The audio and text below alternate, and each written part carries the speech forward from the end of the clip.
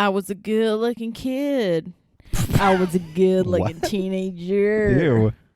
I was a Disgusting. good-looking adolescent. Now I'm a grody. Is this a song you know? No, it's an original. Oh, good Lord. You sack of wine. You sack of wine. All right. One sec. Just let me make sure my OneNote is loaded properly. Good God. You and the OneNote. OneNote. We are still like... We're looking. We could use some sponsorship. That would be really nice. Yeah. Yeah. Just from you, though. Nobody else OneNote. Just from one of the biggest companies in the world would be preferable. I would prefer that. And nobody else. Just OneNote. That's a free jingle that you can have if you sponsor us. You're a regular Pusha T over here. Yeah.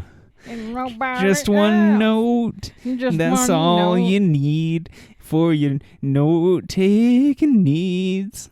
Is that what? Oh That's my the Pusha, jing- what you that's doing? the jingle if it was written by that guy who wrote that like "Take Me to Church" song or whatever, who's like terrible. Hosier?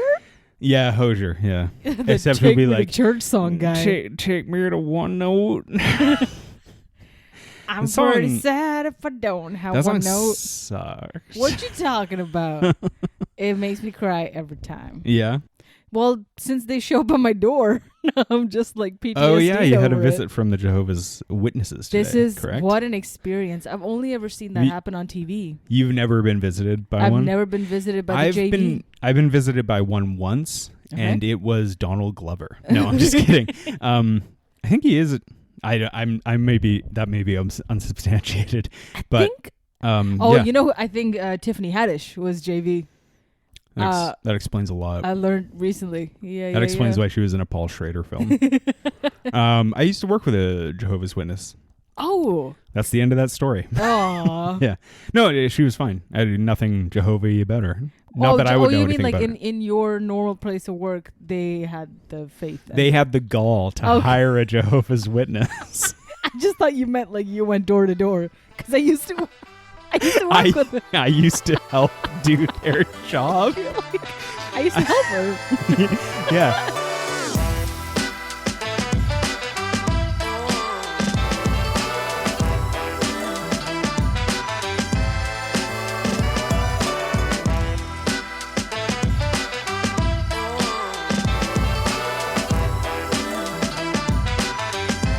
So, on another note, I've been reading a lot, and if there's this thing called The Watchtower. You should really try and read. Oh my gosh. That's the Jehovah's Witness book thing, right? I heard the book's better than the movie. Well, yeah. But, they've been trying to adapt it for years, and it's just a matter of getting the right writer and director combo, That's it. Speaking of cinema, that's what this podcast is about. Of biblical proportions. Yeah. Yeah. Welcome to The Low Ceiling. I'm John. And I'm Pri. And today we're talking about the film Troy from 2004. Magnifique. Based on the work of literature called the Iliad. Have you ever read the Iliad? No. No. Have you ever read the Odyssey? No. I've not read either, Oh. I have not. Look, I read a lot. I'm a big reader. Yeah. I'm not bragging about it. I like to read a lot, especially lately, having been Yeah, you're knocking them out. away from the bonds of corporate shackledness. Yeah. I've been reading a lot. Nice. I've not read a lot of classic books, and there's a really good reason for that. Do you want to know what it is? I'm going to tell you. Go on. They're boring. You know what? I thought they might be hard to understand, and that's why I just never even gave it a shot. Well, not because they're boring, but I just didn't think it'd be regular English. I mean, this is a bullshit English. If a book doesn't say the word skibbity in 2 pages, you know what's I'm crazy? going to tune out. You know what's crazy? I'm going to blow your mind about the Iliad. Yeah. It was written in Greek. Isn't that wild? You know what? That'll do it. So the thing about classic literature is that I'm kind of like, nah. And also people who are really into it are like the most annoying people on earth. Because they're like people who like to read, like myself, but they're liable to be like, I mean, which Jane Austen is your favorite? And I'm like, none of them because they suck. Yeah. Oh no! Now we've lost your mom as the audience. My mom is just throwing her phone across the room. You've alienated all our moms. Yeah, and when I speak of those people, I'm only speaking specifically about my mom. I'm subtweeting my mother in this and being Mother, we like, love you. No, actually, my mom reads a lot of good books. She recommends me books all the time. She's got a diverse palette. My mom reads all, but I think she's like me too. I bet she would be like, well, she would never say it on her podcast, which is called Moms for Austin. Moms for Mom Stuff, Moms, where she talks about mom things. Yeah. And she would never say it to her rabid fan base. She talks shit about you on her podcast all the time. Yeah, but she probably would talk shit about Jane Austen too. Yeah. If it wasn't for the fact that her fans it's a critical eye. Are terrible. Yeah, she does take it. Yeah. This podcast is about Troy, the 2004 film, directed by Wolfgang Peterson. What a guy. What do you think about Wolfgang? I enjoy all of his works. I've never had a moment where if Troy was on or something else that he did was on and I didn't sit down to watch it. If it was on TV, it sucks me right in. I think Wolfgang Peterson is a really good filmmaker. Yeah. And I'm heavily indebted to him for having directed Air Force One. There it is. That's the one. I think Air Force One is a fucking awesome movie. Air Force One is one of the most 90s films to ever be made. Oh, hell yeah. And it's a dumb, high concept action film where the president beats up a bunch of Russians. Fucking love it. It is one of the great action films of our time, in my opinion. Yeah. I agree. Yeah. And Wolfgang, I mean, I don't want to say he can do no wrong. May he rest in peace. Also, he is dead. But good filmmaker. I like him. I've never rewatched any of his works, but I did watch them when I was very young. Mm-hmm. Like Troy. This might be the second time I'm seeing it. Yeah. But almost every scene was imprinted in my mind. In my mind, which is a shitty brain. It doesn't even have good memories. I think this is like a pretty good movie. And it just stays in there. It's not like great, but I think I think it's a really interesting film. And I read a piece that I want to talk about extensively talking about this film. It's one of the more interesting films of the early 2000s. I saw it in theaters. Nice. And I remember liking it because it was exactly what a 14-year-old always wanted. Mm-hmm. Brad Pitt looking just like a sex bot. And gorgeous. Rose Byrne just looking amazing. And Diane Kruger, who Wolfgang Peterson, they wanted Nicole Kidman to play Helen of Troy. Oh. Interesting idea. But we think of Kidman now, she's a lot older. You're like, oh, but in 2004, she was like one of the hottest women on earth and one of the biggest. Wolfgang was like, I want a new person to just pop. I want to get a new person to pop on screen. And he found Diane Kruger. Interesting. And Diane Kruger is just one of the hottest women around. We said this in National Treasure. Yeah. I wonder if they even do it to not take away attention from Brad Pitt. No other name is as big as Brad Pitt in that movie. No, but it's also hard to have any name bigger than Brad Pitt in most films. The cast is also really big, though. Like Bana, who at this time Hollywood was really trying to make happen. And I don't say that I like Eric Bana a lot. I think he's actually quite good in this. Yeah. But Hollywood definitely was like, we're trying to force this Australian guy. He can never be Australian in another movie. No, never. But we're trying to make him happen. And they put him in The Incredible Hulk. That's right. Munich, which I think is a fantastic film. Yeah. He was in Black Hawk Down. And then Hollywood was just like, it's not working out. I don't know if it was Hollywood. I did read somewhere that Eric Bana is just obsessed with racing. Big racing guy. Big racing guy. I wonder. So he might have just been like, yo, this is conflicting with my racing schedule. No, he literally has said that before. Oh, okay, there you go. He's a huge race fan. Much like Fassbender, he's a huge racer. Yeah. Which is all the best, Eric Bana. The funny thing is whenever you meet an Australian, they're always like, it's weird that Eric Bana is a big deal here. Because he's a comedian, and it's like, and that when someone told me that for the first time, I was like, "What are you talking about?" Oh my god! No, he's a stand-up comedian in Australia, and I'm like, I don't believe you. And they're like, you're messing with me. No, he was a comedian, dude. Yeah, you didn't know that. What? I'm the Australian in your life. It's because I talk like this. That's why I turn around when I talk to you. I just don't look you in the eye. Well, yeah, you know. Oh my God. So Bana was a stand-up comedian in Australia, and I think he was like pretty successful. That's why they all know him as, you know, which is like it's very similar to someone like Hugh Laurie, right? Like Hugh Laurie. Oh yes, yeah. Hugh Laurie was like a comedic actor. He was in Blackadder and all that kind of shit. And then he comes in his House, which he's funny in, but now he's seen as like a very serious actor, mostly because he's Night British. Manager, among other things. Like he does a lot of serious stuff too. So this movie, the cast is stacked. Rose Byrne. Do you want to talk about the making of? Because this Variety article I read was like really interesting. Yeah, hit me. Okay, so Troy, it's a 2004 film. It's directed by Wolfgang Peterson. It's written by David Benioff. And you will hear in a few weeks that we've already started our series on David Benioff films when we talk about Wolverine. But you won't hear that for another little bit because we've already recorded it. But it's so cool that David Benioff's like, yeah. Okay, so I want to write. Speaking of which, I read this piece, not in Variety, in Vanity Fair. I get them mixed up because they both start with V. Mm-hmm. And I read this article, which is really interesting. It's by a writer named Johanna Desta. Mm-hmm. She's talking about kind of like the legacy of Troy, the weird legacy of Troy. Because like it's a movie that everyone was like, whatever. Yeah. I mean, Brad Pitt has great abs, 9 out of 10, but also like the rest of the movie is not that good. Hey, The World and Roger Ebert, 2 stars. Roger Ebert, 2 stars. He did not like this movie, although I got to disagree with Raj. He thought Brad Pitt was good in this. I think Brad Pitt is not good in this. But so Johanna Desta talks about the weird kind of like tie-ins around Troy.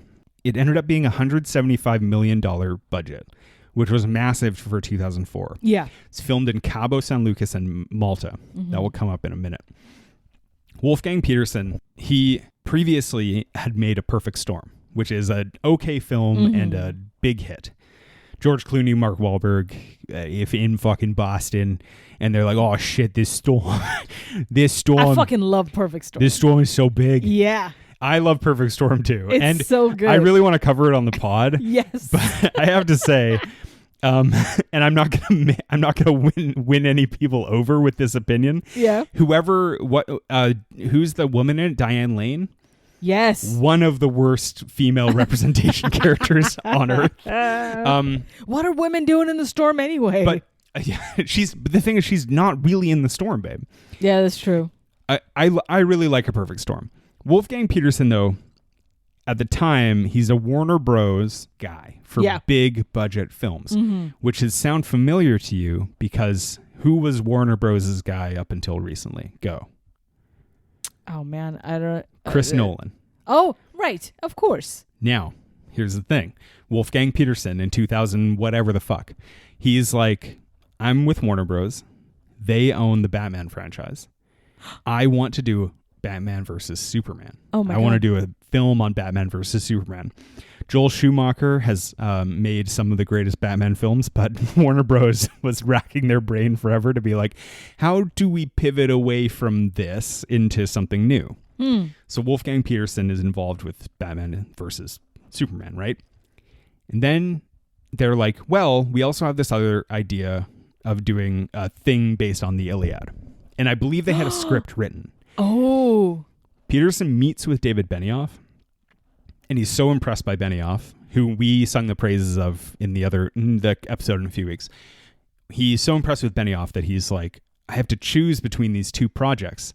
And at the time, Troy was also being offered to none other than Chris Nolan. Shut the fuck up.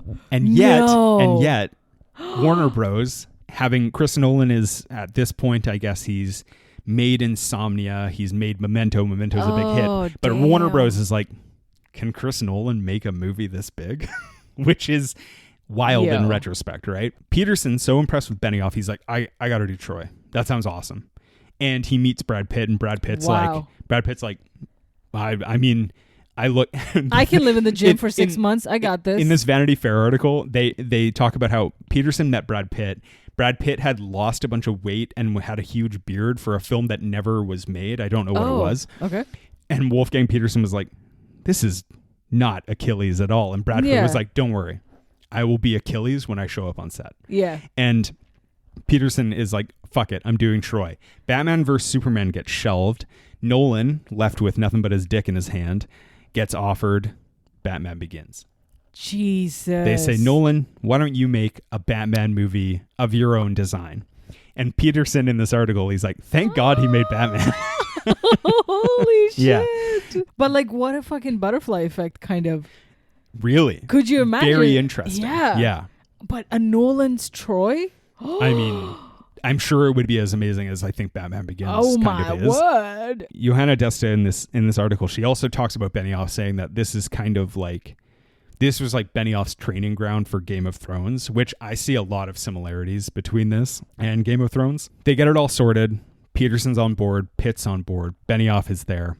They cast Rose Byrne, despite Keira Knightley having tried out for this role. Oh, interesting. Keira Knightley just after Pirates of the Caribbean. Wow, Keira Knightley, who's about to be in every film from 2003 to like 2012, essentially. Oh my God. Like Yeah. a huge deal at the time. Also with Mr. Orlando Bloom off of Pirates of the Caribbean. Orlando Bloom, who's like a huge deal too. Wow. They get Diane Kruger. They cast Peter O'Toole, who will come up in a second. Peter O'Toole, who is definitely, and I want to talk later about Gladiator a little bit. Yeah. But Peter O'Toole is definitely like, they saw Richard Harris in Gladiator, and they were like, we need a Richard. But unfortunately, Mr. Harris is dead at this time. He's passed away. Oh, no, that is sad. But his ghost lives on through this podcast. Yeah. 50 points to Gryffindor, because it's Wednesday. Richard, it's your son. I would have made a delightful pream, but in fact, I was dead. Because he plays a similar role in Gladiator, right? He's plays gorgeous, yeah. Marcus Aurelius. But Peter O'Toole in this one, he's in it for like one continuous scene for 5 minutes in a tent with Brad Pitt, and he fucking steals it. Yeah, and let me just say, Diane Kruger did not like him. No, really? Like in I'll get IRL? to it. I'll get to it, yeah. Oh, wow. They start filming in Malta. It's like insanely hot, which is crazy, Malta. And the paparazzi is so intense that it keeps ruining their takes, because oh my God. paparazzi for Pitt would fly helicopters over the set, and it was so loud that they would ruin the takes that they were doing and stuff. And it was just like a nightmare. They go to Mexico, and that's where they build the wall. Okay. So when Hector and Achilles fight, the big wall, Yeah. that's actually built. Oh, is wow. an actual thing, and they build it in Mexico. And then as soon as they complete it, and it cost $1 million to build, a hurricane moves into Campo San Lucas and destroys the entire wall. They have to rebuild the wall. Shit. And in the meantime, Brad Pitt, ironically, injures his Achilles heel. Come on. I bet he did it as a gag. So I found this old article by none other than Gillian Flynn, working at Entertainment Weekly. Oh, wow. And I couldn't load it properly because it was such an old article, but Brad Pitt says on like the first page of it, he's like it's so fucking ironic. I hate that it's so dumb that I injured my Achilles heel. Come on, man. So they shut down the film. They have to go back to Mexico to finish it. By the time they get back, it's December. Yeah. The sun is setting at different times. The light looks completely different. They have to CG out all of the shadows in every shot they shoot in Mexico. That's so unfortunate. That's so sad. And I think that's interesting, because something I dislike about this movie, and it makes sense now, is that every single scene and frame just looks kind of the same. It looks like a set. The same set reused. But it looks too the same to be real. Mm-hmm. And I think that might be because of how much CGI work they had to do to actually match it. Because by the time they get to Mexico, the light looks completely different, basically. Even in the end, you're just like, did they just rush to wrap this up and finish it off? It Well, just feels it feels like frustration from the whole crew being like, all right, fucking natural disasters. The $175 million budget was like insane at the time. It was like a huge deal, because it's like so much fucking money. And now, we have like the Avengers, which is like 300 million, whatever, right? The only person I think who was happy on this movie was the pyrotechnics guy, who was like made those huge fiery balls of Greek attack stuff, and he was just Jing his D, being like, I love lighting shit on fire. Yeah, but Peterson says too in this article, which is really funny, the next thing he did was Poseidon, which I've never Kurt seen. Russell. Yeah, I've heard it's really bad though. Yeah, right? it's not great. And he says he's like, yeah, I really fell off a cliff, but you kind of have to, and that's okay. It's like really sweet. Like I admire him for that. Now, Peter O'Toole is there for 2 days. Peter O'Toole, the legendary actor who's in Lawrence of Arabia and all this kind of stuff. He's the classics literature of film. He's a theater guy. I don't know if I've ever seen another movie with him in it. Yeah. And Diane Kruger, I read an interview with BuzzFeed where she was like, there was a guy, another actor was interviewing her, and he was like, who's the meanest actor you ever worked with? She was like, well, he's dead, so I can say, but Peter O'Toole was a fucking mean old drunk. No, really? Yeah. Oh, he's such a sweet granddad in this thing. In this movie, he's crying all the time. He's a little sweetie pie. But at the time, he's like a huge deal. And I gotta say, I don't think he's very good in this. Really? No, I really don't like him. I thought he actually stole it. He's not even in it for more than 5 minutes. No, he's got very few scenes. Yeah. And but it's like effective because it's the only time he really gets to just have one kind of focal point to himself and Brad Pitt's character. Because the rest of the time, Brad's either sleeping or fighting. Or fucking. Which is how I like to see. That's how I like to live my life. But we don't get to even see the whole cheek. We only get to see the side cheek. What's up with that? But Peter O'Toole. Peter O'Toole. Peter O'Toole. Mr. Toole, I presume. Mr. O'Toole. Yeah. Mr. Chocolate Man himself. I don't know. Wow. Because O'Henry. I don't know. All right. All right. Okay. Cool.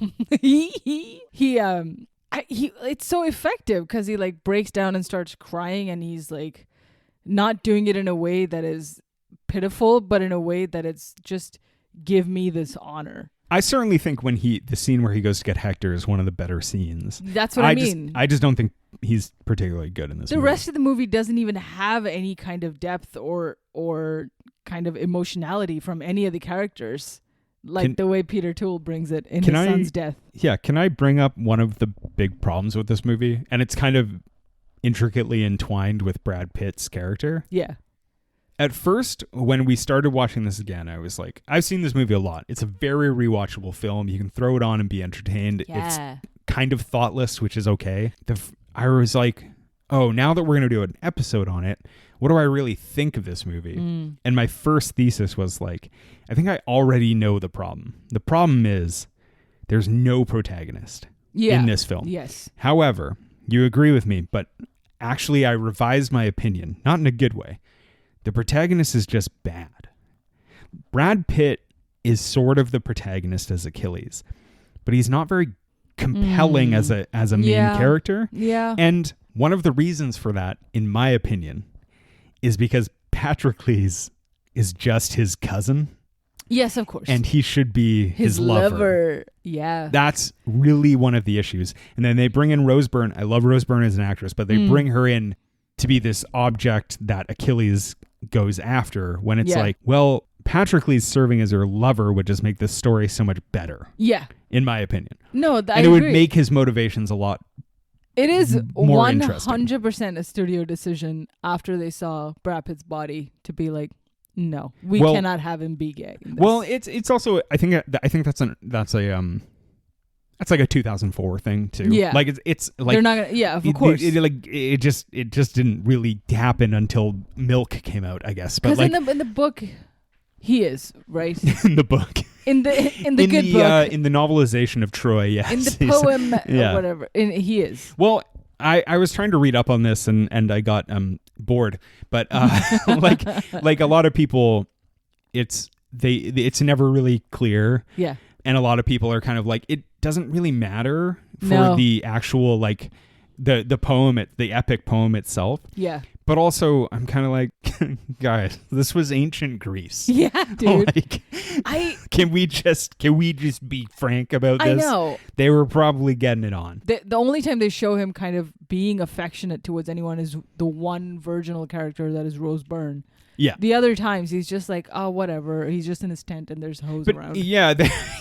And I think that those hoes, I think it's the duty of WB to go back George Lucas style and digitally replace those hoes with man hoes. With bimbo. With exactly. himbos. Yeah. With himbos. That's just to be like, look, this guy, yeah, he can do it with Rose Byrne. He can also do it with a dude. Yeah. He could also do it with Patrick Lees. It just makes it's what the people want. I'm being flippant, but like it would just make the story so much more powerful than him just being like, he's my close friend cousin. And I'm like, I don't talk to most of my cousins. Like I don't, I mean. There was a cool study.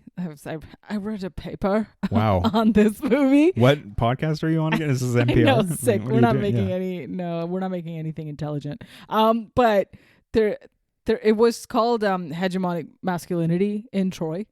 And the thing is that every masculine character is the one type of patriarchal, stereotypical, top of the pyramid masculine, where they are obviously holding on to masculinity as a symbol of power. Like Agamemnon, his like the big swinging dicks is because. Can you please refer to him as Logan Roy? I'm sorry. Thank you. L to the OG. He kills it, but also he's very aggressive and he looks down on women and also his fellow men because it's a power thing. Yeah. So also true with Hector, who is like, married with a child, but he's more masculine because he has to take care of his father, who's literally the king. Yeah. And then that is a little bit in contrast to Brad Pitt's character, who's more like, I have long flowing hair. I don't have hair anywhere on my body. Yeah. I shave my chest. My t-shirt is a deep V-neck. There's all these But also, like, how does he shave his chest in the Trojan War, you know? That's what I've always... He's got a sharp blade, babe. That's what I... The blade's sharp. The hoes are doing it for him, all right? So there's like, he shares his armor with Patroclus, obviously. Yeah. And maybe more. But then they obviously, for the studio at the time, they're like, well, we can't show all this, but we can hint at him being a little bit more effeminate, a little bit more caring for women. I think there's definitely some like gay iconography of Brad Pitt in this film. Yeah, absolutely. It's just like, it's not in your face though. It's just like, think of this movie was made today. It would be the challengers of fucking ancient Greece.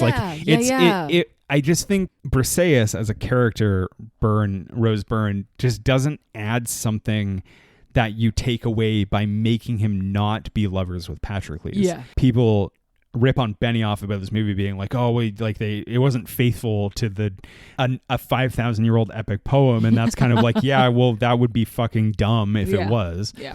It's kind of like, yeah, that's okay to like adapt it for the needs of a Hollywood thing, but the fact that like the year after you have Brokeback Mountain, and that's a huge item for the depiction of gay people in film, the industry, and then totally. I just think that this movie would be so much better served if that had been something. But then also, I hate to say this, but like I feel like the movie going public and whatever would be like, oh, that's a gay film. Like Troy is a gay film. Right. And like, I don't want to see that, even though it's like, it's not really, it's about a film about people stabbing each other in the head. Yeah. Yeah. It's like a historical epic. And yes, there are gay characters. Yeah. But that would be more realistic.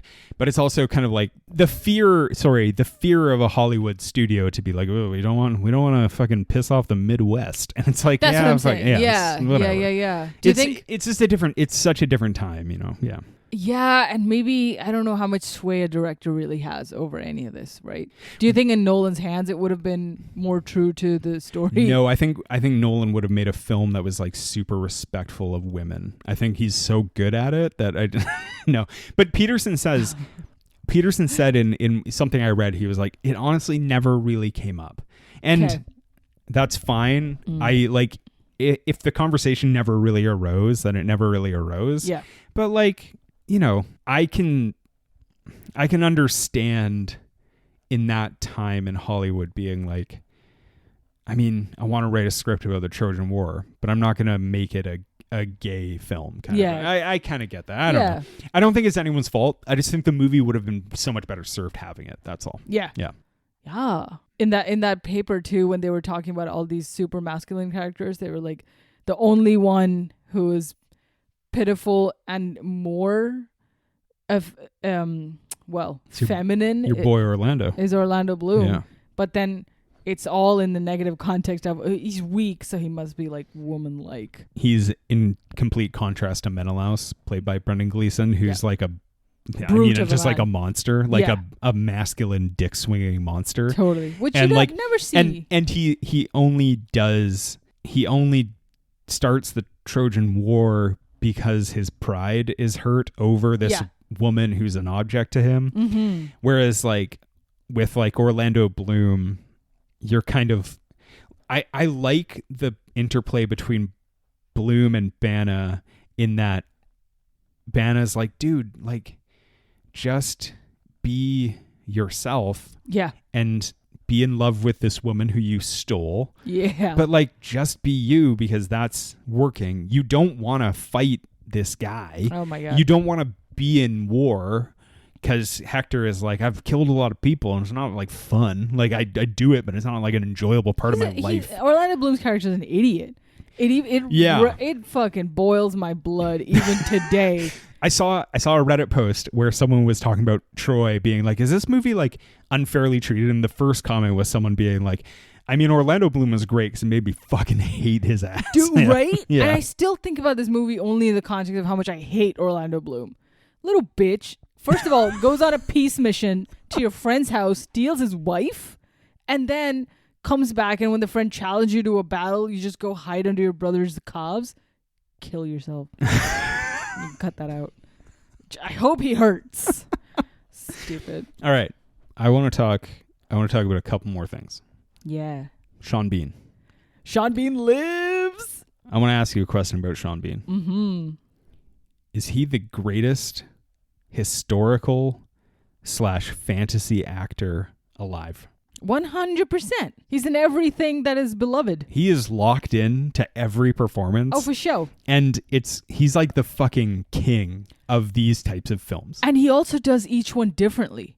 He's never just the same guy. Kinda. No, I don't know. No, he's very clever in this and very obviously clever. He's Odysseus. He's like kind of, yes, I know. But I mean, his character is like so markedly different from like a Ned Stark character who's like, oh, honor and duty, and you can obviously be a pushover. I'll do it until I get my head cut off. Which is also different from Lord of the Rings, where he's like, erratic and can kind of be swayed. Sean Bean is fucking amazing in Lord of the Rings. Hell yeah! Like, so the Lord of the Rings has this interesting thing that I've always thought. So the Lord of the Rings are pretty good movies, right? Would you agree? I think it's alright. I think some people would also agree. I think people would say it's alright. But they were also nominated for like 900 Academy Awards. I get that. Yeah.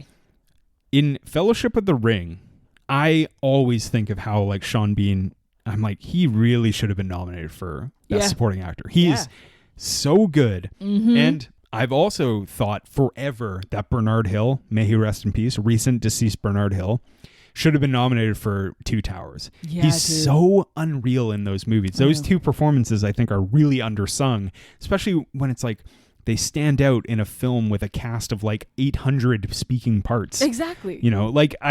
Sean Bean, he's such a fucking great actor. And I know. Yeah, I don't know. It's nice to see that he doesn't die in this one, so. Yeah, and I also like when he shows up in like, isn't he like in The Martian? And he just shows up and he's like, oh, like orbital trajectory, guys. Oh my God, yeah, he's the NASA. And Jeff Daniels is like, I agreed, Sean Bean, I Holy agree. Shit. Like, I like, he's just such a reliable fucking character. And he's great in National Treasure. We talked about him in National Natty Treasure. Fuck yeah. Oh my gosh, that's right. When it comes to like historical fiction and fantasy, he's just like, I know what I got to do. And he just fucking nails it every time. I can't think of any other. He's the only one that I can think of across these he's so mythical. He's so consistently in these big properties. Yeah. And also nails it. Damn. Like it's hard to kind of pick another actor who is so often worked. Brian Cox, of course. Yes, my favorite historical fiction. My favorite historical is fiction, Succession. Yeah. Logan Roy. Yeah. Killed it. Yeah, Brian Cox is he's an interesting casting choice for this film. I never want him to be mad at me. Like I'll do Babe, whatever. don't piss him off. He's like, what are you doing? I know. I'm trying my best. Yeah. One last thing before we get to the plot. Speaking of the historical fantasy fiction kind of thing, there was like a time in movie making where these were like a big deal. Mm-hmm. And I feel like this movie kind of killed it, even though another movie also kind of killed it. But okay, so let me Braveheart, right? Yeah. Huge deal. Yeah. Not a very good movie in my opinion. Mm-hmm. Gladiator. One of the best movies ever made. Yeah. I feel like Gladiator like kicks off Richard Harris. No, it kicks off like this moment where they're just kind of like, if we throw 100 million plus at a big deal director and a big movie, we could make one of the great films ever, which doesn't really happen. So Master and Commander, which I think is a great movie, which has definitely resurfaced in years, like lots of people being like, that movie fucking rules. For sure. Because it does. But that's Peter Weir. He's a huge deal too. Mm-hmm. Last Samurai, my beloved Last Samurai, which we've talked about. Troy with its $175 million price tag kind of kills this genre. Yeah. And then the real killing blow is Alexander, the Oliver Stone film starring Colin Farrell. Oh my God. You've never seen that, right? I've never seen Alexander. It is not good. Yeah. Also same year, hey? 2004? Yeah, and there's also a King Arthur film starring Clive Owen that year, which is not good too. I saw that in theaters. But Alexander is like, it feels like the death blow of this type of filmmaking, because it's like you would expect Oliver Stone should be able to handle this type of thing, and he just doesn't. First of all, we definitely have to do this film at some point because this cast is incredible. It's unreal. Yeah. Anthony Hopkins, Angelina Jolie, Rosario Dawson. Yeah. Val Kilmer, Jared Leto. Yeah. And Colin Farrell, fucking Irish the Great. Dude. He's like, I'm the king of Macedonia. Incredible. I love it over here in Macedonia. I'm going to make it all the way to India. It's got the Hound from Game of Thrones too. Oh, Rory McCann. Rory McCann. Excellent. Cool. From there, though, we go. I think what happened was that they were like, okay, these are no longer going to be $100 million plus films. Yeah. So we have something like 300, which I think was still pretty big budget, but also kind of very stylized Zack Snyder film. Sure. Want to hear an interesting, weird, like IMDb style parallel between those two films? Yeah. In this movie, Odysseus, played by Boromir, Sean Bean, gives the voiceover at the beginning and I think the end of this film. 300, Faramir is the narrator of 300. That's cool. Yeah, it's kind of sweet. 300 is a great movie. 300 fucking rules. And then from there you kind of have like Kingdom of Heaven, which is was a failure but a great film. Majestic. But like, but the original cut of it is like people are like, yeah, that was fucking shit, and they're right. They're right. And then after that it's like Robin Hood, Wrath of the Titans, Exodus, Gods and Kings, all of these movies that are just kind of like, all right, you can make the historical epic, but it's definitely going to be like an $80 million film. It's not going to be fucking out of control. Yeah. And I think that kind of killed it. I think this movie killed it. Oh, no. I really do. Oh, no. Yeah, I can't think of any more recent... Well, Napoleon's not like a... It is an epic. It's got battles. It's more like Master and Commander. It's like of a different era. Yeah. Here's the thing. I don't know how much Napoleon cost, but it was obviously expensive. Yeah. But also sometimes when you're like, well, I mean, Apple made it. And they're just kind of like, oh man, I just found $80 million in my closet. I just had it. Like we just sold more AirPods this quarter, and now we can make a fucking dumb movie with Ridley Scott. Like we sold AirPods. Like, Apple, I feel kind of they can afford to make exceptions because they're like, yeah, we don't make money off of this. We just do this to wank ourselves. Like this is like a huge fucking J-off job for us. Like we make money from phones and AirPods, Oh, dude. Amazon is you would think Amazon is similar, but like they don't make as much money from their delivery service. Yeah. So like they don't make these big swings, but like sometimes Apple will be like, yeah, we make like 4 films a year, and they're all like, you could, I guess A24, you could make 70 for the cost that we make 4, but we just make 4. Oh my God, that's right. That's right. So I never really take it very seriously when Apple, because it's like, well, Apple has so much other money that they can just fucking find in their underwear. Yeah. Whereas like Warner Bros is like, if Barbie's not successful, we might all die. Yeah. Like, oh God. Yeah. If it doesn't cost $1 billion to get it back, it's right. over like, for us. Like it's like, come on. It's like we might cease to exist as humans. Yeah. So I don't know. Billions. I have more stuff about Peter O'Toole. Excuse me. Oh, go on. Yeah. Speaking of Diane Kruger hating him. I read an interview with him where he was like, that's so funny to me, dude. He hated this movie. Really? Yeah. Is it because he was just all his dialogues are you get to cry now and then go away and then come back and cry? No, he just thought it was a bad movie. And he's not at wrong. An interview. No, he's not wrong. At an interview at a film festival, he called Wolfgang Peterson a kraut, like it's World War II. Wow. And was like, that guy's such a clown, basically. And it was like, Jesus Christ. And then he died, and then Diane Kruger said he was a piece of shit, which is cool. All right. Did they just use like his insults in the movie? You sack of wine. Sack of wine. It's from Peter O'Toole's personal diary. It's great. Yeah. Hey, fun fact, sack of wine is from the book, and they pulled it. And they use it in this. David Benioff, reader. Reader. Not just a writer. Not just a also, pretty face. He reads things. You want to talk about the plot? You got any more stuff? Let's freaking do it. Got any more japes? Who wrote this? I'm kidding.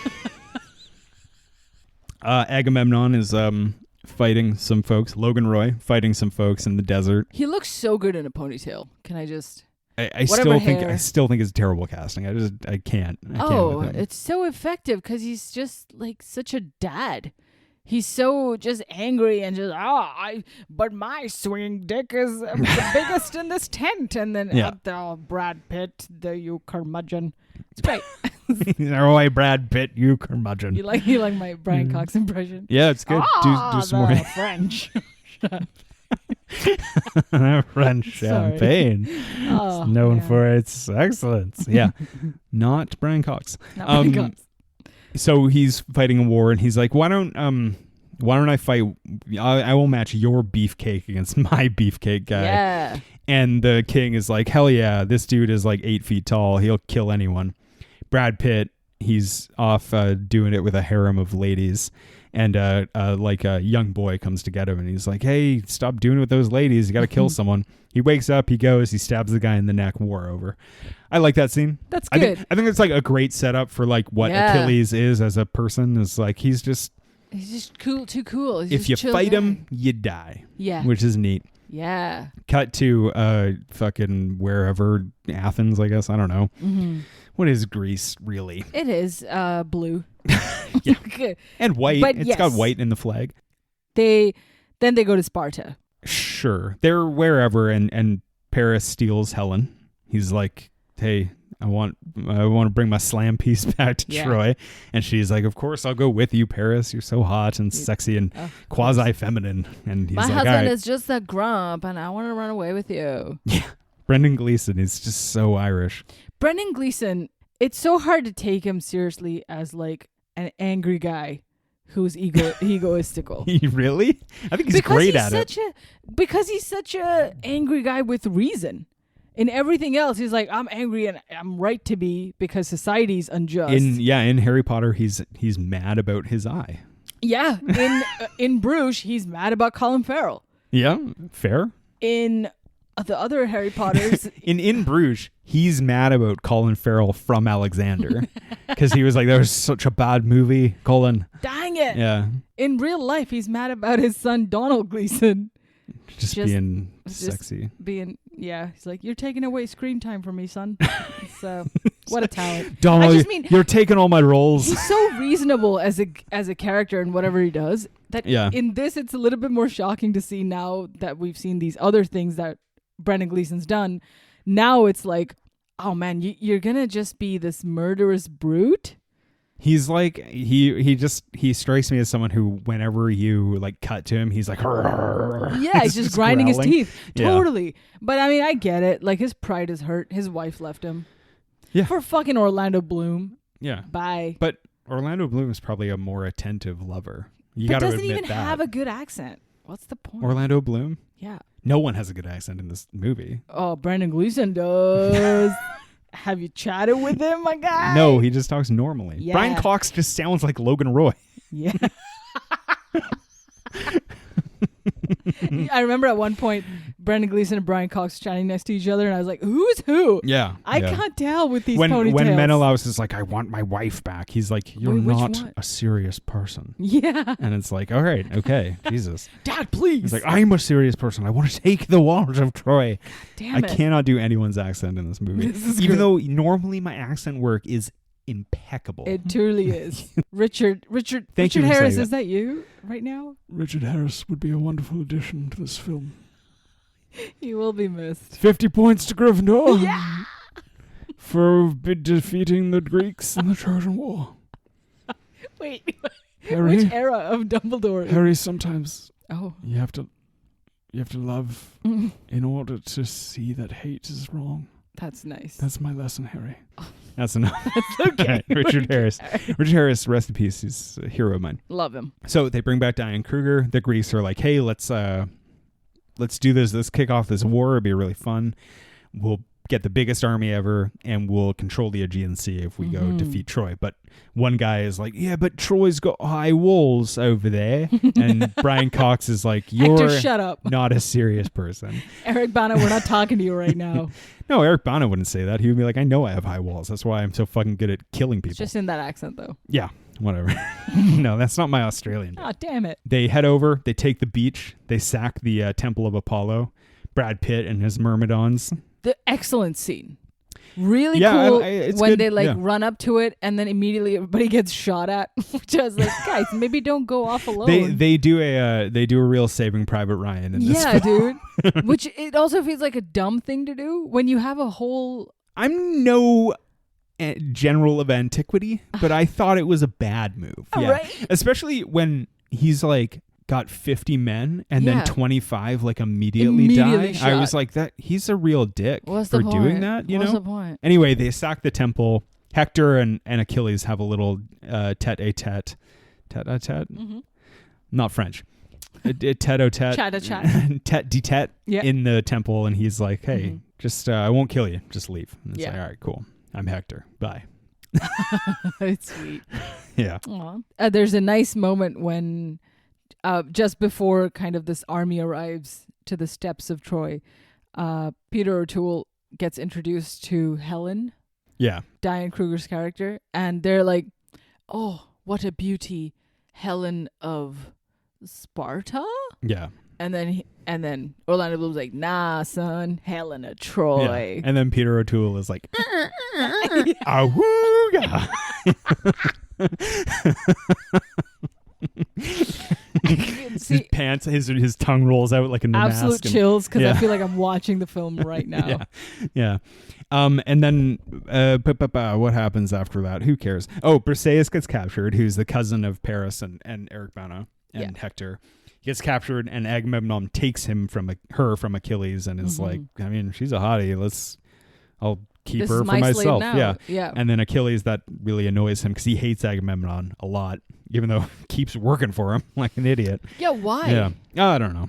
He likes killing people. He's like, That is true. He's like, Agamemnon always provides the goods Yeah. for this here sword. That is his and passion. I mean my sword, not my D. Okay. That's what Achilles literally says. That's one of the great lines. It's not. Yeah. Thankfully, that part was also dipped in the river Styx or Yeah. whatever. So Yeah. Good job. Paris is like, look, we can end this if I fight Brendan Gleeson one-on-one. Yeah. You know, which is a bad idea. Hector's like, let's not do Ixnay that. Maybe just Ixnay on the fight, Faye. And, you know. So they parlay, and Paris fights Brendan Gleeson, who's about 3 times his size. And he gets his ass handed to him. Yeah. And Hector kills Menelaus to protect his brother. Yeah. Calling off the bet. And then the Greeks attack Troy. That is the best sequence of the film, 100%. in my opinion. I think the whole sequence leading up to that, all through that battle is beautiful. Is great. I think it's fantastic. Not a moment wasted. It's like the right pace. You're at the edge of your seat for a lot of it. And then all the... Is there CG? Probably. I don't know. Yeah. But it's well worth it. Because there's a sea of people. There's who a run scene into each when other. they like all run into each other, and all the Greeks are like jumping over the the Trojans, which could have been accomplished with some CGS. Almost certainly was, but I think it's like such a great image because you're flying over the battlefield, it's like crashing scene, and they're crashing into each other, and these people are like literally jumping over the line. It's very cool, gorgeous. And it's just like a great kind of fucking fight scene. Fucking love a good battle. Yeah, it's a good battle scene. After that, all like the Greeks retreat because they're like, this wall is really big. It must have cost $1 million to build. And they go back. Achilles gets Roseburn back. Yeah. And then she also threatens to kill him. And instead they just fuck. you know, sexy they scene. both met each other and were like, oh yeah, what are we doing praying right now? What are we doing maybe killing each other? Why don't we just Guys, why don't we just do it? Make love, not war. Like they got nothing better to do because at that time Achilles is like, I don't want to fight, and he's like, I would rather and Rose Byrne is like, okay, I mean, I'm a priestess, but you're Brad Pitt. You're literally Brad Pitt. And he's like, I know. Yeah. Brad Pitt is like, I don't want to fight. I refuse to fight. Yeah. When Agamemnon, not for Agamemnon. The Greeks, the Trojans, they attack in the night with the rolling balls of fire. Mm-hmm. And Patroclus steals Achilles' armor, and he runs out to lead the Myrmidons to victory. And Hector cuts his throat and kills him. And he didn't know it was him. He thought it was Achilles. He just didn't know. Because he was dressed exactly like Brad Pitt. Yeah. Classic confusion. When you're 7 feet tall, everyone thinks you're Brad Pitt for some reason. I get that all the time.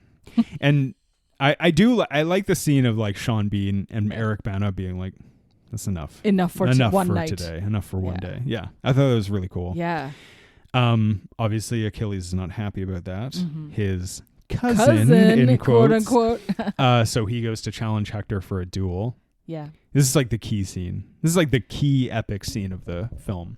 Even the pacing in this is fantastic. Yeah. Because you just hear from a distance Brad Pitt bellowing, Hector! As Eric Bana takes forever to get down there. Say goodbye to your wife, bro. Can I say like one kind of issue I had with this movie tonally? Achilles is a dick. Yeah. But he's Brad Pitt. Yeah. So they position him to be fairly heroic. Yeah. And Hector never quite gets his due for being a very good soldier. Yes. It's like Achilles is the Michael Jordan of killing people. Yeah. But Hector is kind of like the Gary Payton of fighting too. I was just gonna say. I know you had it just on the edge of your lips. Just imagine, I was Gary. What's his nickname? The Gary Machine. Yep. Gary the Machine. They always called him that. Gary the Machine Payton. Yeah. Hector is supposed to be like, a very close second, but he just kind of gets his ass handed to him and dies. Yeah. Which is upsetting. And there's a part in the fight too when Hector like just slips over a rock or something and falls to his knees a little bit. Yeah. And you see Brad Pitt's character Achilles being like, "Get up, because I will not have a stone steal my glory." Yeah. Not victory, but glory. Because I think he just knows he's gonna win. He's better than Hector, but he wants to do it in a way that they're matched equally. Yeah. And not just, twist your ankle because you slip on a stone or something. I don't know. I just felt it was like, I just kind of end up feeling bad for Hector because I'm like, I don't know. But like everyone was like, this dude, but also this dude rules. This is why Brad Pitt doesn't work for this, because you want to root for the guy because he's such a hero character and he's not able to play like a dick-ish self of himself. One of the other issues, the other possible way you could go with this movie, if Patroclus isn't going to be Brad Pitt's lover, which would incite his wrath, which would be understandable, is that like not having someone like Brad Pitt playing, like having Achilles be the villain instead of the protagonist, or you know what I mean? Yeah. Having him be a true villain to Hector would be a lot more interesting, But instead, they're just kind of like, but like Brad Pitt's like a good guy. I know. I've always maintained they should get like Dwayne The Rock Johnson for this or something. Yeah, I think they should get someone who can act good. Yeah, that's my question. Yes, of course. And like, Brad Pitt can act good. He's not very good in this. 100%. Yeah. 100%. Should have got like Kristen Bale. Brad Pitt could have been Batman. Bale? Oh my God. Then we're full circle. That would be great.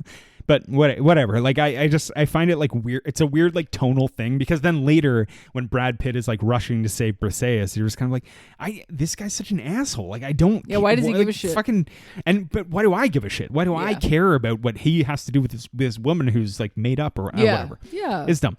Anyway, so he kills Hector, takes him back to the Greek camp, and then Priam goes and he's like, I'm not Richard Harris, but I'd like my son back. And he takes him back to give him a proper funeral and stuff like that. After that, they get a great idea for a condom company.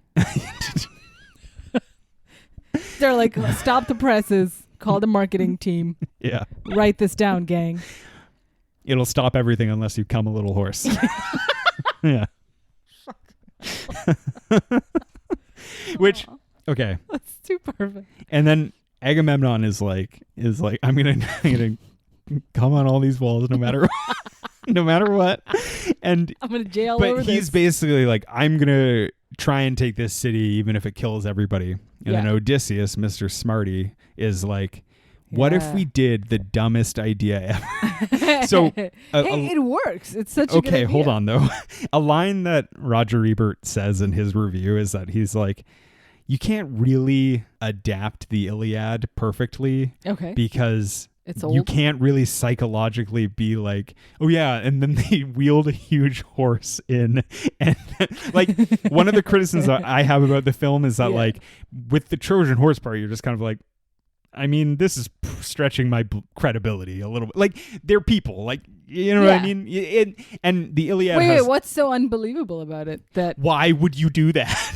Like, they have all their customs, right? I just assumed they're always carving a horse and they're all like, we got to bury this guy for 12 days. So we're not going to fight for 12 days. What are you going to do? Not carve for 12 days? Babe, you're right. You know what? The Trojans are constantly exchanging horses. They're constantly coming wooden horses back and Listen, I'm just saying. For eternity. Men love crafting too. And they're sitting on the beach for 12 days and they're not fighting because they're on a agreed truce. Well, they're working out with the marketing team what they're going to call their condom company. Yeah. And then, so now it's a perfect business opportunity. Call me, Google. Pass it on to your team. Yeah. Well, what Ebert was saying was that like in the Iliad, there's also a lot of situations where the gods will just be like, hey, I'm going to intervene directly in this situation. Right. A lot of that is stripped out of this. But also the idea that they would be like, this useless horse is sick and we should bring it inside right now does not work for a film. That's what I mean. Like psychologically, you kind of have to be like, listen, I know it's part of the myth and that works in myth, but it doesn't really work in reality. Like, you know, that's what I mean. Yeah. I fully didn't clock that. I thought they were giving a gift of a horse to the dead prince. That they are, but also I'm still kind of like, yeah, but why would they just be like, this gift rules and let's bring it in? Because it's a huge horse, my guy. Do you know what happened to us as a community, as a culture, when they released the fucking 10-foot skeleton for Halloween? Everybody collectively lost their shit. Listen, I wanted to purchase it for $300. If it was like a Trojan 10-foot skeleton or a Trojan weird blowing airman at the outside of a car dealership, I would understand. But this is just a wooden horse made of random ship parts. It's got wheelies. It's got little wheelies under its toes. You can't even ride it, you know? It's because it's full of people. Yeah, and they're dumb. And they're dicks. Trojans are idiots. Worst condom company name ever. They all got out. All right. And then the Greeks sack Troy. Yeah. Out of their fucking horse. Yeah. And for no one's awake, everyone's just like, even the guards who are meant to watch are just like, I don't know, I'd take a nap. Well, they right celebrated now. it all day. Their prince is dead. Whatever. I mean, sad. They cried. And then Achilles rushes through the city to go find Briseis, who Agamemnon also wants for some reason. He stabs Agamemnon to death. He turns around and Paris shoots him right in the foot. Yeah. And he's like, oof, that hurts. Oh, Yeah. It even looked like it hurt. Because they show it pierce the flesh. That'll keep you off your feet for a few days. I think. Dude. Yeah. And then, that's it. And then Odysseus burns Achilles and he's like, nothing's going to happen to me. I'm fine. I'm just going to get on my ship, go straight back home. Shortest trip ever. Just fucking straight up across the Mediterranean. That's so sad that The Odyssey was never a movie. They thought about doing it, and then they were like, no. Not right now. Not for money. No, I just don't think they ever got around to doing it. That would be great, though. But again, it's like they're like, oh, the sequel to Troy, starring the biggest star in the world, and the sequel starring Sean Bean. Like, well, if they did it now, not super marketable. If they do it now, it'll be like Josh O'Connor, Liam, Thor's brother, Liam Door's brother, the Thor's brother, Liam Hemsworth. He could be a young Sean Bean. Well, I don't think you need to cast someone who llooks like Sean Bean. That's right. Like, it's not really. How would I know it's the same? You're right. Yeah. I read somewhere that they did do like a direct-to-video sequel. It's like bad. Yeah. Oh man. Yeah. Well, that's okay. Don't have to watch it. So what happens? Just like a really good Is it a war. road trip or? Yeah. No, that's it. Just like everyone's like, man, that was worth it. Yeah. Troy sacked. Whatever happened to Helen of Troy? Like, what happened to her? Well, she escapes the city. She caused all the problems, so she's fine. But she escapes just unscathed. Yeah, she goes into the tunnel with Hector's wife. She's like, all right, bye. And that little baby with a huge head. Yeah, that baby with the biggest head. Giant-headed baby. Damn. They should... oh, that's a good Oscar category. Biggest headed baby. Interesting looking baby. Yeah. There's no diversity for babies. They should have like a pre-verbal acting award. 100%. That baby was very convincing. Yeah. Just big watermelon head. Do you know what was so convincing about it? Because it was acting as a baby, and it was a baby. And it even looked... it was like a real baby, though. It looked like a little baby Bana. Yeah. Sometimes I know that like lots of movies are like, oh, we'll get Liam Neeson to play the baby. But like, I just never think that works. And so I think it's better that they cast an actual baby. Yeah. Don't let AI take all the jobs. Let babies be babies. Let babies baby. Are we done? Yeah. You got anything more to say? I like this movie. I like it too. I think it's like fun. Yeah. Yeah. 100%. And if they ever make an Odyssey, I'll be the first one to watch it. I will only if the entire cast is only if Sean Bean's no, in only it. if the entire cast is babies. Yeah. Which there's not enough movies with the entire cast being babies. Babe, like I've always said that. That movie will be called The Odyssey. Christopher Nolan's Baby Odyssey. Are we there yet? Okay. Let it end. Just let it end. Oh, I'm sorry. Thank you for listening to The Low Ceiling. I love you. Especially with me, and not so much with Brady. Goodbye.